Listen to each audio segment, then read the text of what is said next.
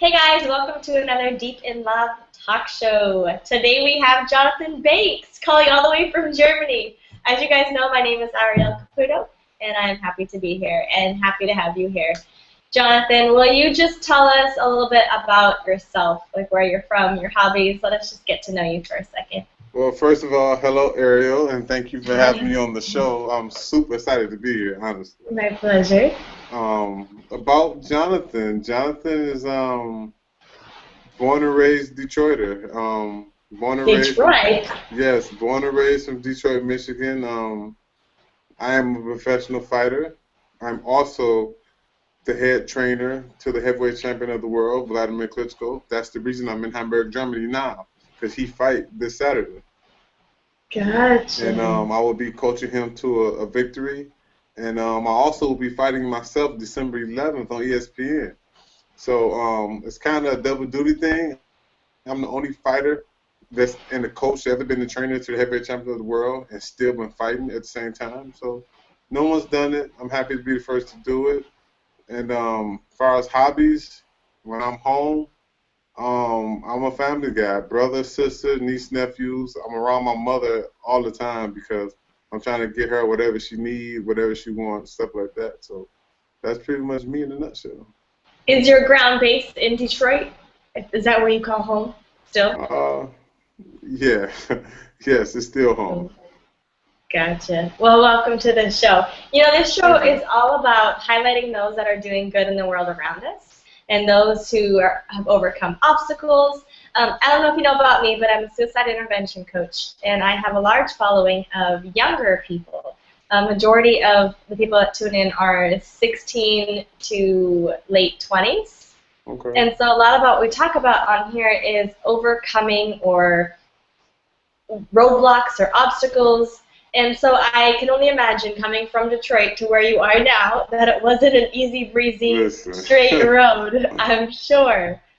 No, it wasn't. Listen, the first thing I noticed about when I did the show, the first thing I noticed was the words behind it, the LOVE. That's the first thing I noticed.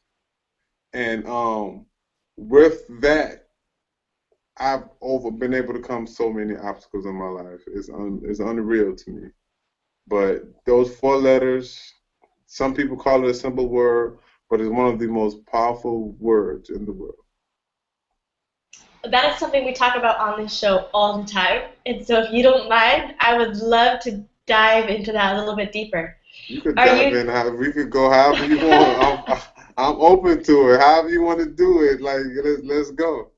Oh, nice. Well, you just said love, and so that's such a huge, broad word. Um, Are you talking about love as in there's a special someone that keeps you motivated because you want to keep going? Or are you referring to self-love, self-respect, that you know what you deserve and what you want, and so you're willing to go after it?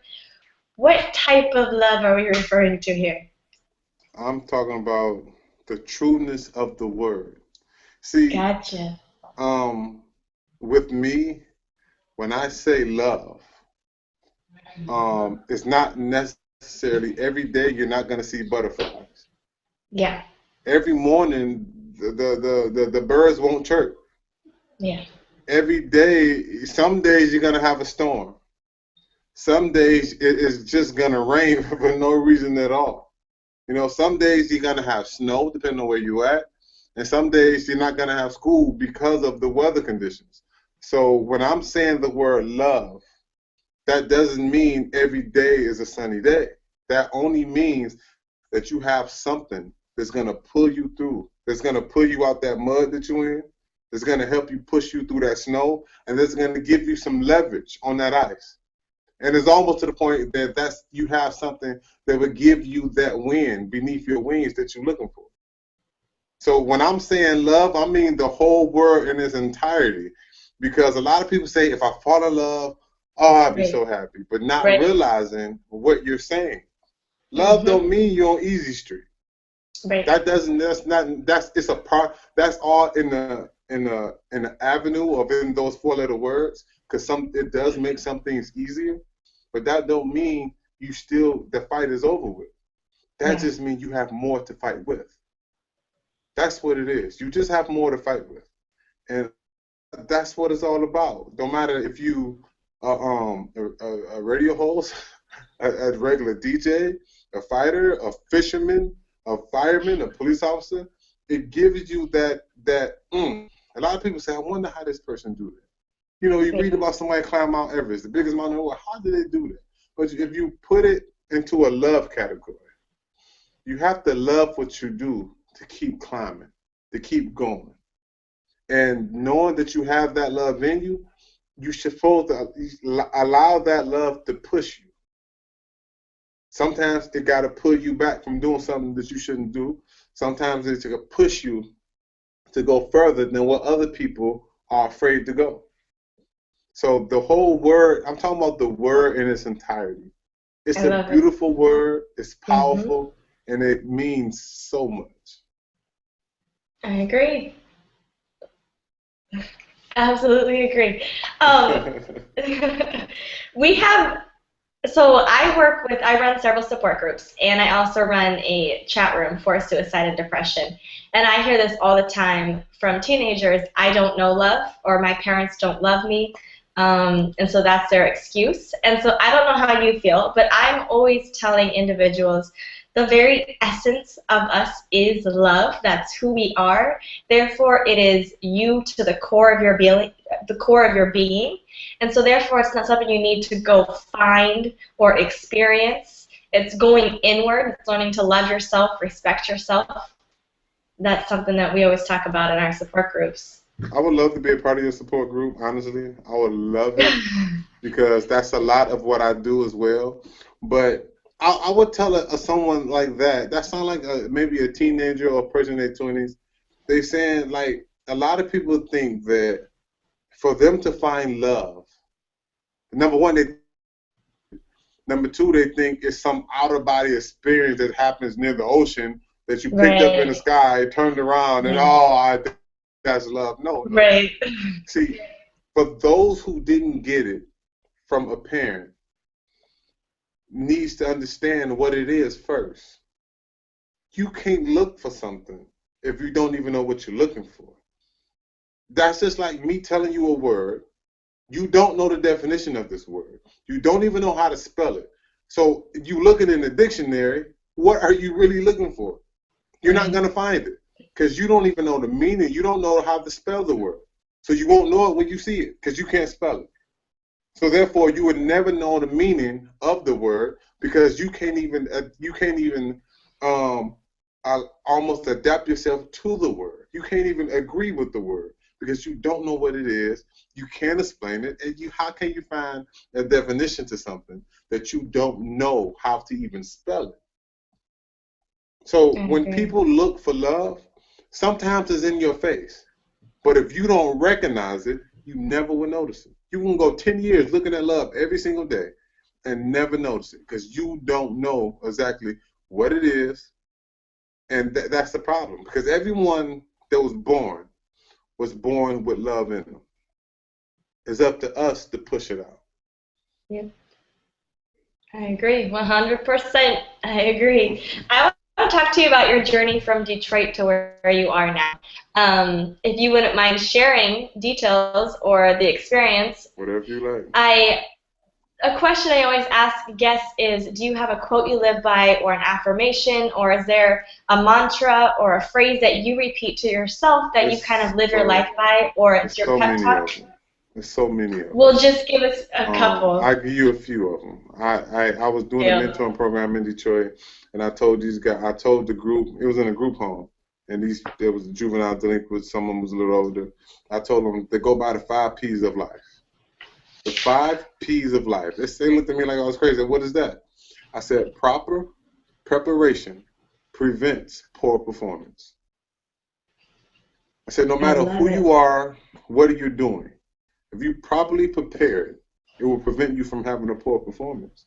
And it's just so many, oh my goodness, so many more, so many things that I just think a lot of people, your daily activity, because you got a group of guys that can come together, they can think of something, and they can rob a bank and get away with it.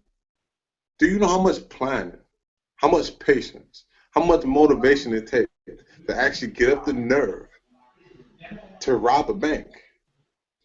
And if people have that in them every day, they just don't channel that in a positive manner. So you could take those same bank robbers, and they could become congressmen if they put their mind to it. So the bottom line to that is the average human, we have the ability to whatever we put our mind to do, we are capable of doing it. Absolutely agree. And that goes on the lines of how Dr. King put it: if you can believe it, you can achieve it. The mind is a powerful thing. We have no idea. That's the main reason why I actually started my support group. I started going to a couple depression groups, and every single week that I would come, I would hear the people in the room say the same exact story that they said last time. Exactly. And it was like this speech on repeat. And I said, well, it's no wonder you're not getting better, because your words are keeping you bound in that reality, that story that you keep saying. And so that's something I'm always saying, is our words are so powerful. I just had the pleasure of speaking to a woman last night who was paralyzed. She had a back injury and was in the hospital and completely paralyzed, shoulders down. And the doctors told her she was never going to walk again. And she had her dog, who was her favorite friend. The dog would visit her all the time. And she would watch the dog running. And she would ask the dog to go fetch and bring stuff back. And she said, I would lay there in my solitude, the depth of depression, being told that I can't walk again. And I just kept imagining myself, I'm going to run with my dog. I'm going to chase that dog. And she was on the show last night because she ended up being able to walk, and now she has her own organization. But words are extremely powerful, and so I love what you're hitting on. And I think it's very powerful that a gentleman such as yourself can talk about something that is reduced or made small, of like, oh, love, like that's for girls, or that's for, but when you can see a man truly expressing love and loving himself, that's a very beautiful thing. Yeah, very inspiring. I agree. A lot of men or women they stay away from the word love, because if you can't love yourself, then it's almost impossible to love someone else. Yeah. So I agree. If you can't show love to yourself, how can you really show love to someone else or your significant other? So you have to adapt to the word. The word have to be almost a part of your everyday life for you to really talk about it and understand what it is. I agree. And something we talk about here is there's such a huge difference between self-love and self-care. A lot of times you'll see here, oh, I get my hair done, I get my nails done, or I go buy my new Nike shoes, I go buy clothes. And that's self-care, which is very different from self-love. So, yeah, I love it. I believe that if someone self-care, then it stops there. But if someone self-love, everything falls under that. You can self-care, you can care for others, you can care. Everything falls under that. But under self-care is just something standing alone. But under self-love lies everything. I agree. So what would be your advice for those who, whether they want to move from Detroit or whatever small town, whatever town, that lifestyle that feels like that's the end all, what's your advice for taking the next step? It's almost to the point where my advice for taking the next step, every journey begins with one step. Yep. No matter who you are. If you have a journey, it have to begin. No one ever started a journey without the first step. And a lot of times that's what it takes. If you love yourself, I don't care if you grew up in the projects, I don't care if you grew up in a mansion. You both have the same opportunity. The only difference is you see something different when you look out your window. See, picture in your mind two children, okay? One grew up in the projects, another grew up in a mansion. When the guy look out the mansion, all he sees is the projects. when the person out the projects look out his window, all he sees is the projects. So he don't even chance. Now it's a mansion right up the street from him. He don't see it because all he pay attention to is his surroundings. One saw what his surroundings was and looked beyond that, and the other one only saw his surroundings. He couldn't get out of his surroundings. So therefore, you have to take what you have. Everybody is not going to grow up in a mansion, whatever, it doesn't matter. But you have to take what you have and make the best of it. If you're growing up in the projects, that doesn't mean you have to live the rest of your life there. If you put the proper etiquette and the proper work in, you too can get out one day and possibly be living in a mansion. You just don't know. You have to, but you have to at least push yourself. A lot of people, they love to live on that excuse saying, well, I wasn't born with a silver spoon in my mouth. I wasn't born rich. My parents, I don't even know. My parents, my daddy never came around me. My this, my that. I didn't grow up in a household with two parents. I didn't grow up in a household with hey, mama didn't do that. Y'all. I didn't grow up like that. I grew up in a house with a number of, my mother had 10 children. Wow. A 3-bedroom house, 1 bathroom. I used to get up at 5 o'clock in the morning because I had to be at school at 8 o'clock. I had to get up at 5 o'clock in the morning just to get a good spot in the bathroom because it's a small bathroom. I got 6 sisters. You know for a fact when the female get in the bathroom, you late for school, it's a wrap. It's a wrap. You know that. So I had to get up early to get my shower, get everything done, so by the time they got up in the bathroom, they could take their time. You know, my mother always had a meal on the table. I never ever left. And not until I went to college, I left home without eating breakfast. Never happened. So if I ate breakfast at school, it was just because by the time I got to school, I was hungry again. That's all it was. So it's almost to the point where for every young person, you have to I'm not gonna say you're gonna go exactly the right route every single time. I just want them to know that there are other choices out there. Not saying they're gonna choose them, but just know you do have other choices. And I believe that if you just let them see the other choices, now they have something to choose from. Because right now, mentally they're stuck saying, well, this is all I have. My brother on the streets, my cousin on the streets, I'm just gonna have to go to the street game. That's what they do. But I'm give yourself another opportunity. Look at everything else. You got educational purposes. You have things through sports. It's so many ways out that you don't have to be stuck in that one environment. And I think that's the key piece to let them know that where you're at, others been there, I've been there. You don't have to stay there. If you choose to move, you can move. I love it. I'm actually one of 8 kids, so I get Okay. I understand. Where you fall in the bunch at? Where you fall in the bunch of 8 at? I am the oldest. Oh wow, lucky you. I'm number 6. I'm down the line. I don't know about lucky. I don't know about that. The oldest gets blamed for everything. You know what? The oldest get blamed for everything, but the oldest get to do everything first. That's true. We do get the first clothes, the first. See that? I had to get the I heavy love down. it. How long? Right? How long have you been training? As far as boxing? Yeah. I've been boxing since 1996. I've started at 14. I was 14 years old when I started. Okay. I was 14 years old when I started. Professional boxing, I started in 2004. I started training the heavyweight champion of the world in 2012. When my mentor, my father figure, my former manager and trainer, the late Emmanuel Stewart, he passed away. But he was in the hospital when I took over, when he announced me as the head trainer. And during that training camp, he passed.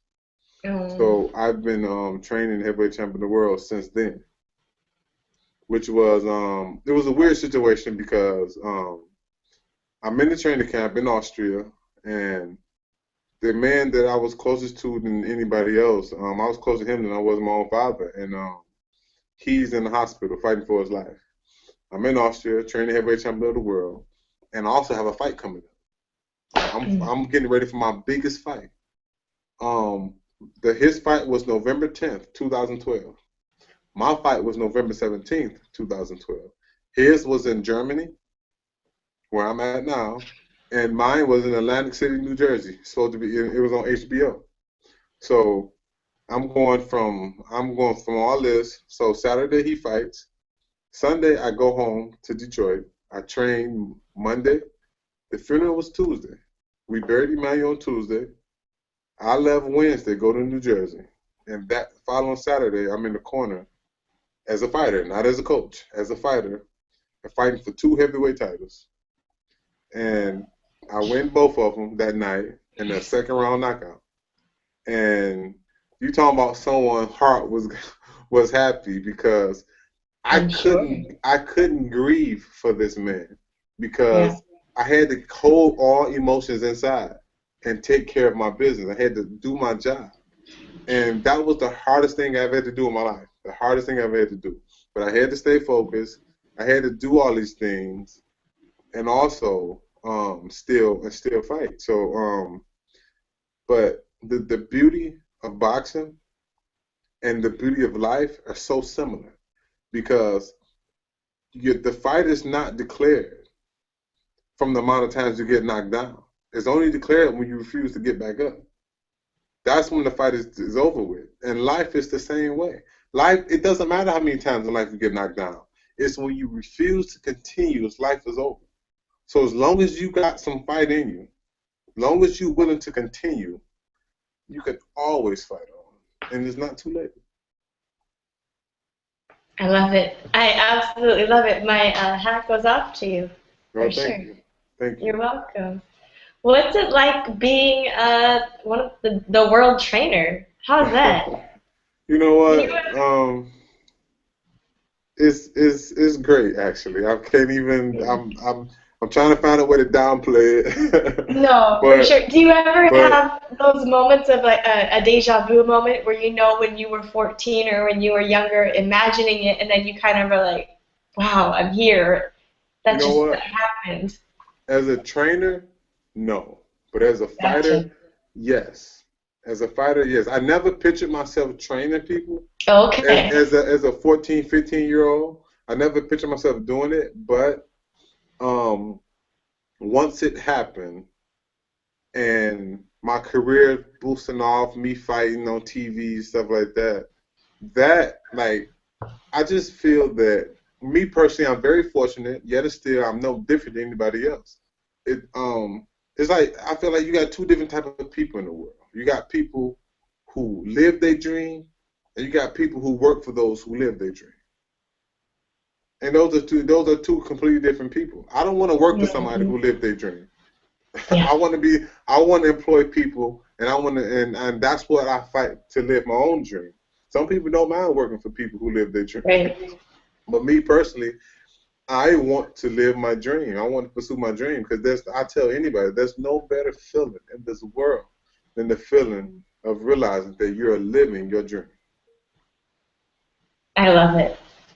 I had my own kind of moment like that because the year is ending once again. And I was actually talking to a friend last night and I said, you know, this has been an amazing year for me because last year I was extremely depressed. I hated life. I hated where I was at, which led me to doing what I do now. But I set goals for earlier this year, and then to see them come to fruition and to see what I'm doing, it's very rewarding. Absolutely. It's a beautiful thing, ain't it? It is. And you know, all the roadblocks or the obstacles or the bad things that happen are what catapult you further into the bigger, Yes, better things, you know? Had I yes. been in that same situation last year, I wouldn't be doing what I'm doing. Something that seemed bad, that didn't happen or fell through, was able to open the door for something bigger and better. Always. See, every every time somebody fall, the thing is a bad thing. No, Yeah. a lot of times if you don't fall, you would never find that gold coin on the ground because you wouldn't Yeah. have looked there. Yeah. You would never find that dollar hidden under that bush because you never would have looked there. Every fall is not a bad thing.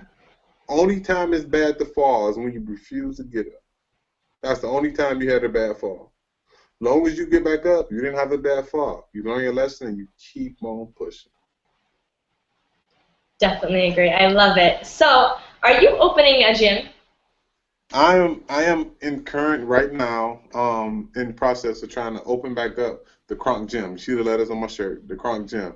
The Kronk Gym is one of the most famous gyms in the world, Gotcha. and it was started. The legacy of the Kronk Gym was started by the late Emmanuel Stewart, and Okay. um, and Thomas Hitman Hearns, and so many others made that gym what it is and what it was, and the gym closed in 2012 when Emmanuel Stewart closed his eyes at his final resting Mm. place. The gym closed, and it's like, think about someone giving you a radio station. Let's say someone gave you a radio station, okay? And it's a popular radio station. All you have to do is keep it going. Could you picture that? Yeah. That's what I'm trying to do for the Kronk Gym and Emmanuel Stewart. He Gotcha. gave me so much, and if all I have to do is get this gym together to keep this man legacy, to continue his legacy, and to keep his vision alive, there's nothing for me to do this. Because what he's given me, I can never return back to someone. But all I can do is give every piece of it to whomever I can. Share it with whomever I can. Because I feel like I'm forever indebted to this man. Because he did. It's like, how it's this old saying, you give a man a fish, he eat for a day, Hmm. but you teach a man how to fish, he eat for a lifetime. He Yep. taught me how to do something, and I'm taking this all over the world, and I'm able to make a living out of it. Not only did he taught me how to box, how to fight. He taught me how to teach the sport, how to teach the game of boxing, which is more important than anything else. Anybody can read a book, Great. but if you can read it to someone else and explain the whole book as you go, you did more than read it. That means you had to study that book. You have to know that book to explain it and to teach it to someone. And that's what he did for me, and that's what I'm trying to do for others. That's awesome. Do you plan on opening multiple locations across I the world? would I would love to, but right Yeah. now I've been asked about it so many times. But the first thing first, I have to get it started in Detroit first. A lot of people say, Jonathan, you Gotcha. got so many much more better opportunities. Why Detroit? Detroit is not no this and that. I said Emmanuel's vision was in Detroit. He loved the Gotcha. city. He loved the city. All the money he made, he never moved out of the city. Really? And so he had properties other places, but anybody ask him where he from, what's his home, he could tell anybody, Detroit. And That's I'm awesome. doing the same thing. That's awesome. I love it. Is there anything that I didn't bring up that you want to talk about? Um, I don't know. We talked about quite a bit. I'm so excited that you doing this outreach, the thing that you're doing. Thank I'm you. more excited about that than anything. I'm telling you. I Thanks. really would love to be a part of this. This is like anything. I'm just an advocate about helping, or Yeah. no, I'm sorry. Put it as more as planting. It's like I a love it. garden. It's like a Yep. garden. If you plant a seed, we don't know what this is gonna be. We don't know if it's gonna grow. We not sure. But our job is to plant it, is to make sure we water it and make sure we give it the right light. So in other Yeah. words, make sure we give it the right direction. And sometimes you got to walk away from it. Sometimes you Yeah. come back in the fall, you may see a big old tree sprouted up. Sometimes you may not. But Yeah. it's always a chance you have to take. That's why I love it so much. It's great. There's my organization, we hosted a party for 120 homeless kids. They Wow. weren't kids, they were youth, so they're Right. 16 to Mm-hmm. 22. And we came in, and every boy got a fresh haircut. Every child, every youth got a fresh pair of Nike shoes. They got several outfits. And then the day of, every individual got hair and makeup done, and then picked out a fancy outfit, and we threw them a huge party. I had two different actors come in. I had several different musical performances, and just gave them this huge royal Wow. party. And it was so much fun and so rewarding. But you talked about the seed, planting the seed. That I did that event back in October, so only a month ago. But I recently just ran into a child at a store, one of the youths that I gave an outfit to. And I recognized the outfit, I recognized the individual, and there he was working behind the counter. Wow. And he Unbelievable. remembered me, and he was just like, "Oh, Ariel, how are you? Thank you." And I literally, like, I have the chills right now, but I literally wanted to be like, "Oh my goodness, I'm so proud of you. Like, look, here you are at a Wow. job." All these kids live in a homeless shelter, so we tried to give them outfits that they could wear to job interviews or wear in public places and look fresh and look nice. Wow. But I love it. I yeah, love it. it was We a lot gotta of fun. we gotta hook up. I would love to be a part of this, man. Everything you're doing is just is out of I love when people do stuff out of the kindness of their heart. It makes my heart glad to do it It's because so I much do it all fun. the time. Absolutely. We have so many events coming up. I'm doing a career day. That's actually next week. We're going to a homeless shelter for teens again and Oh, okay. teaching them how to build a resume, how to build a cover letter, how to apply for college, how to apply for scholarships and grants, especially minorities. And then that's next week. And then next month, beginning of December, we're doing a huge Christmas toy drive. So Wow. that'll be fun. I'm trying Friendly to get one families. together for Detroit. You should. I would Yeah, love to help you. I They're a am. lot of Well, fun. listen, I okay. It's done. Because I did definitely need. I need all the help I can get. That'll be great. Nice. That It's would be so great. I'm rewarding. telling you. Yes, it Another is. event. I always been like that. I just love helping others. Well, that's why we're here. If we were meant to be alone, we would have been put on our own individual islands. But we Listen, weren't. I We're agree. I here with agree. people. I agree. 100, I agree 100%. Yeah. 100%. So that's what I'm all about. So that's a really good thing. There's always a No. big energy burst for me to meet someone else that's on that same level like that. That's on the Right? same page mentally. It's great. For Yeah, sure. it's great. Well, Mr. Jonathan Banks, our time is ending here. Do you want to leave us with Okay. any last words? Well, for every child, every youth, every grown person, every person, period. Um, it's almost to the point where you can't say it's too late to do something positive. Mm-hmm. Maybe it's feel you it's too late for you to live your dream, but it's never too late to do something positive. I would tell anybody to push forward and stop, please, everybody, stop looking backwards. If life was meant to live backwards, we'll have eyes in the back of our Mm-hmm. head. Since we don't, life is meant to move forward. Whatever yesterday was, keep it at yesterday and move forward for today and tomorrow. That's what I would tell them. Absolutely. I love it. Well, thank you, sir. I hope you have a fantastic evening over in Thank you. Germany. Thank And you. you're welcome. And thank you to everybody listening in. And we will see you later. Good night. Okay, good night. Thank you.